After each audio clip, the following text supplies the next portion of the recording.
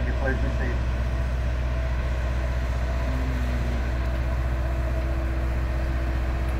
Well, we've got a few people are going to say a few words, but before we get started, I want to give out a personal thank you to each and every veteran and veterans family in this audience, particularly the Patriot Guard Riders. Thank you, men and women.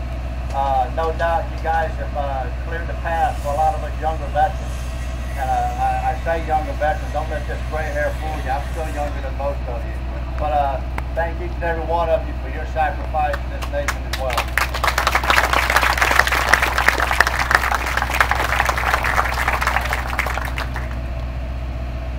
Can everybody hear me all right? All right. I also want to give out a personal thank you to our first line responders here at home, deputy sheriffs, our police officers, firemen, paramedics. Thank you guys for keeping us safe here at home as well.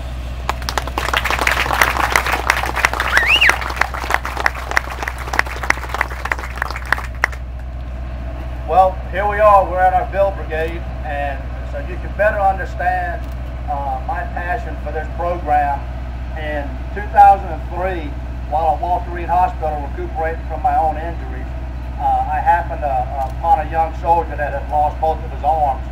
He was trying to light a cigarette, and he was holding the match put down with his stump and was pulling the match with his prosthetic hook. And I rolled over in my wheelchair and lit a cigarette for him and made a couple of jokes about, don't you know cigarettes would kill you?